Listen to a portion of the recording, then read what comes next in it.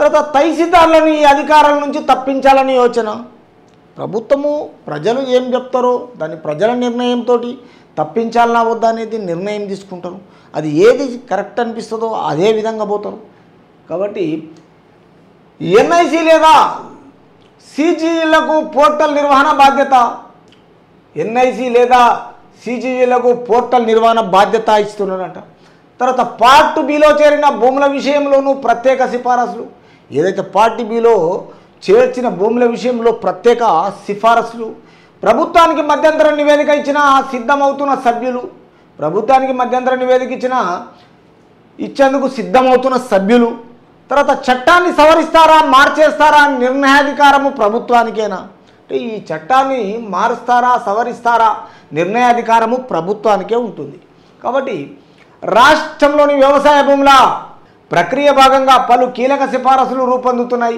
ప్రస్తుతం తెలంగాణలో అమల్లో ఉన్న రికార్డు ఆఫ్ రైట్స్ చట్టం 2020ని పూర్తి స్థాయిలో ప్రక్షాళన చేయవలసిందే అని ధరణి పునర్నిర్మాణ కమిటీ భావిస్తున్నట్టు తెలుస్తుంది. ఈ చట్టంలో 12 సెక్షన్లు పొందుపరచగా దాదాపు అన్ని సెక్షన్లో పెద్ద ఎత్తున సవరణలను ప్రతిపాదించాలని నిర్ణయించింది సమాచారము. అయితే ఈ మార్పులను ప్రస్తుత చట్టంలోనే చేస్తారా లేక చట్టాన్ని మారుస్తారా అనే దానిపై నిర్ణయాధికారం ప్రభుత్వానికి వదిలేయాలని భావిస్తున్నట్లు తెలిసింది.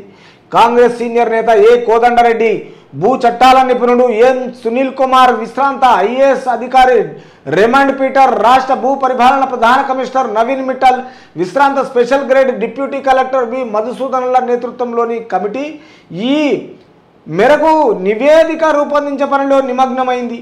వాస్తవానికి క్షేత్రస్థాయి పర్యటనలు పూర్తి చేసుకొని కమిటీ ఇప్పటికే ప్రభుత్వానికి నివేదిక సమర్పించాలని ఉంది. అయితే భూస్వామ్య పక్షాలతో చర్చలు ముగిసేలోపు లోకసభ ఎన్నికల కోడ్ అమల్లోకి వచ్చిన నేపథ్యంలో మధ్యంతర నివేదికను ఇవ్వాలని కమిటీ భావిస్తున్నట్టు తెలుస్తుంది. చూడండి సోదరులారా, ఒక్కసారి గత ప్రభుత్వం చేసిన దానికి ఈ ప్రభుత్వం ఏమంటుందంటే, రాష్ట్రంలోని వ్యవసాయ భూములన్నిటికీ కీలకమైన ధరణి పోర్టల్ను పునర్నిర్మాణించే ప్రక్రియలో భాగంగా పలు కీలక సిఫారసులు రూపొందుతున్నాయి. తర్వాత ఈ తెలంగాణలో అమల్లో ఉన్న రికార్డ్ ఆఫ్ రైట్స్ చట్టం 2020లో పూర్తి స్థాయిలో ప్రక్షాళన చేయవలసిందని ధరణి నిర్మాణ తర్వాత కమిటీ భావిస్తున్నట్టు తెలుస్తుంది. ఈ చట్టంలో 12 సెక్షన్లు పొందుపరచగా దాదాపు అన్ని సెక్షన్లో పెద్ద ఎత్తున సవరణ ప్రతిపాదించినట్లు నిర్ణయిస్తున్నారు. తర్వాత ప్రస్తుత చట్టంలోని తర్వాత ఈ మార్పులను చేస్తారా లేక చట్టాన్నే మారుస్తారా? తర్వాత ఈ విషయంలో సర్వనిర్ణయాధికారము ప్రభుత్వానికి వదిలేయాలని భావిస్తున్నట్టు తెలిసింది.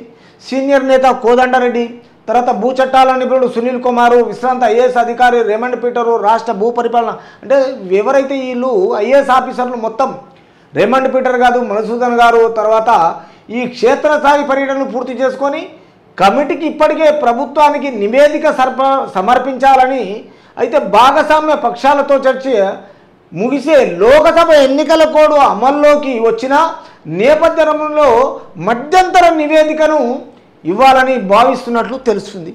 చూడాలి మరి అదిగా ఆధారంగా ఈ సిఫారసు ఆధారంగా ప్రభుత్వము తాత్కాలిక చర్చకు పూనుకుంటుందని, అనంతరం ధరణి కమిటీ ఇచ్చే పూర్తి స్థాయి నివేదికను సిఫారసుల మేరకు ధరణి పునర్నిర్మాణానికి అడుగులు పడతాయని చర్చ రెవెన్యూ వర్గాలు జరుగుతుంది.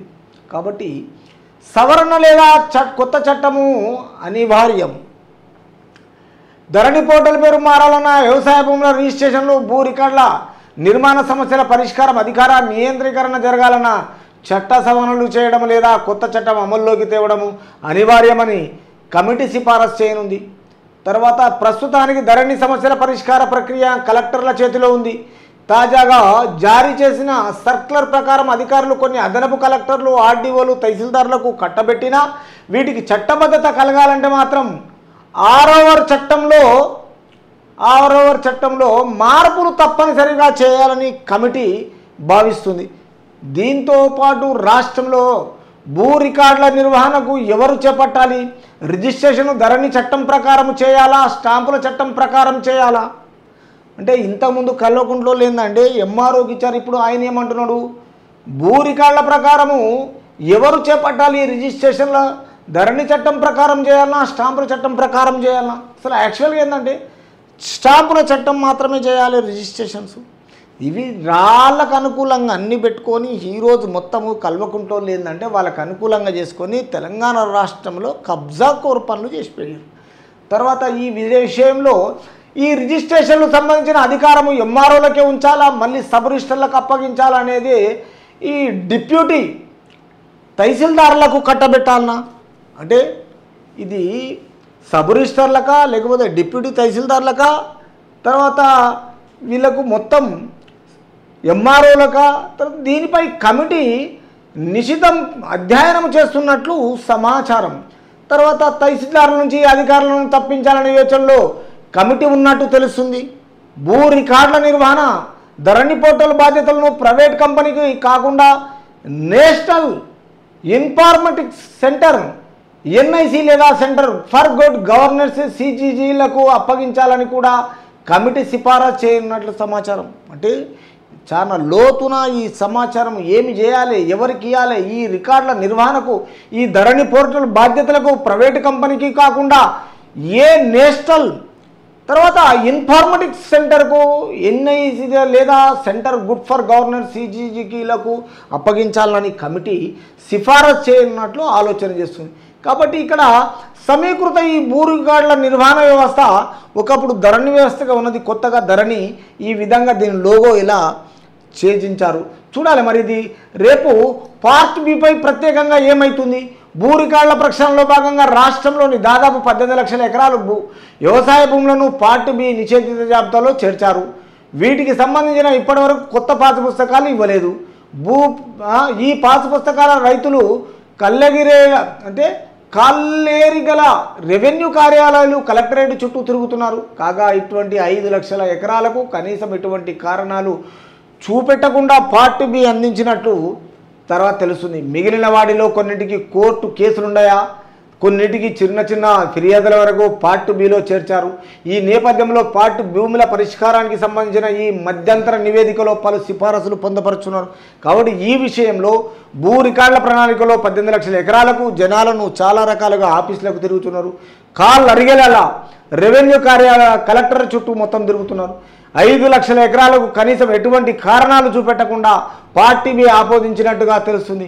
చిన్న చిన్న ఫిర్యాదుల ఆధారంగా పార్ట్ బిలో మొత్తం పార్ట్ బి భూముల పరిష్కారానికి సంబంధించిన మధ్యంతర నివేదికలో ఈ సిఫారసులు పొందవచ్చు, తర్వాత పొందపరచనున్నారు.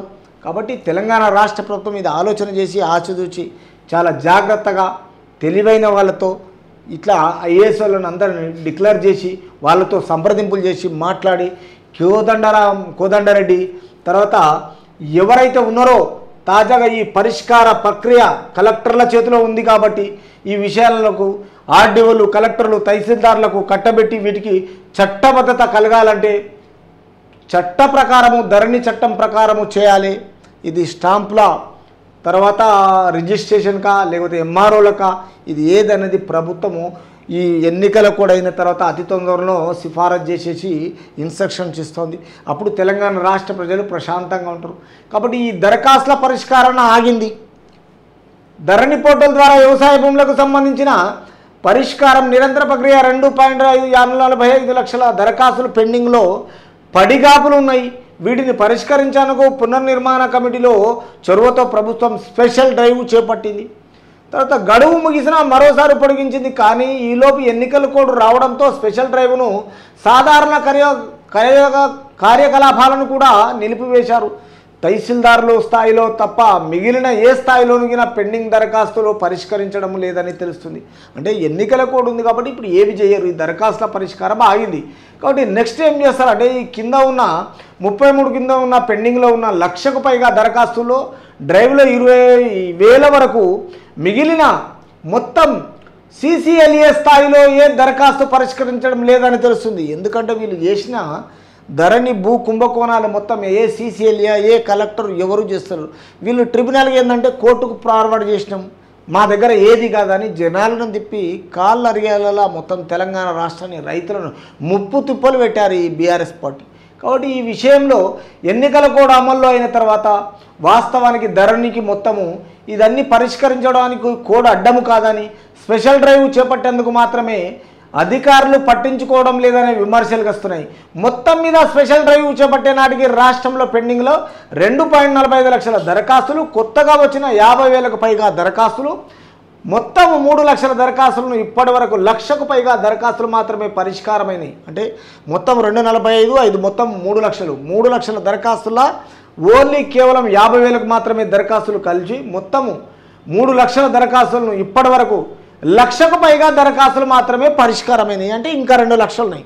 తెలంగాణ ప్రజలారా, రేపు ఈ విషయంలో ఇది ఎంఆర్ఓల, తర్వాత ఆర్డీఓల, తర్వాత జేసీల, కలెక్టర్ల, తర్వాత ఐఏఎస్ వాళ్ళకు అందరికీ అనుకూలంగా ఆలోచన చేసి ఈ ఆర్డర్లు పాస్ చేయించి ఇది తర్వాత స్టాంప్ల సబ్ రిజిస్టర్కి వేయాలన్నా, తర్వాత ఇది ఎంఆర్ఓలకి వేయాలన్నా, తహసీల్దార్లకు, తర్వాత రేపు ఇది పరిష్కారం ఎట్లా చేయాలి, చట్టబద్ధంలో చట్టసభల్లో ఆలోచన చేసి ప్రజలకు అనుకూలంగా తెలంగాణ రాష్ట్ర ప్రభుత్వం ఏ విధంగా చేస్తుందో వేచి చూద్దాం.